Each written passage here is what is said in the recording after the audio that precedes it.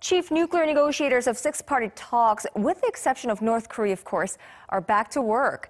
Seoul's top nuclear envoy Hwang Joon is set to hold a string of meetings with his U.S., Chinese, Japanese, and Russian counterparts this week.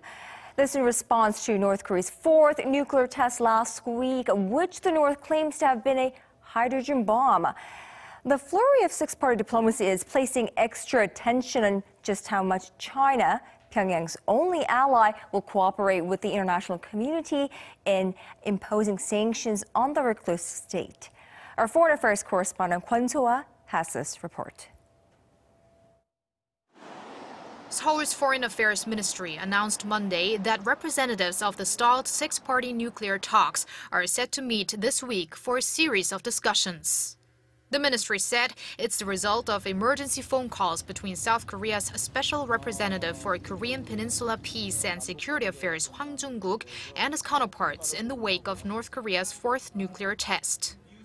Hwang is first scheduled to meet his U.S. and Japanese counterparts Sung Kim and Kimihiro Ishikane Wednesday in Seoul to discuss possible responses to Pyongyang's latest act.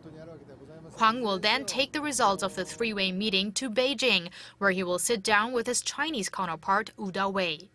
The schedule for a bilateral meeting with Russia is also being mediated. Through the series of negotiations with the US, Japan, China, and Russia, the government will put its effort in deriving a united response from the international community. Launched in 2003, the six-party talks, which involve the 5 countries plus North Korea, are aimed at finding a way to denuclearize the North, but have been stalled since late 2008.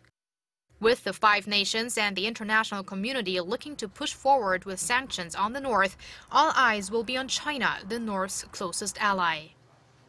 According to sources on Monday, China has said it will actively cooperate in adopting a new UN Security Council resolution against Pyongyang, but only in a manner that helps in securing peace on the Korean peninsula, showing a more lax stance compared to its immediate response to Pyongyang's test last Wednesday. Kwon Soa, Arirang News.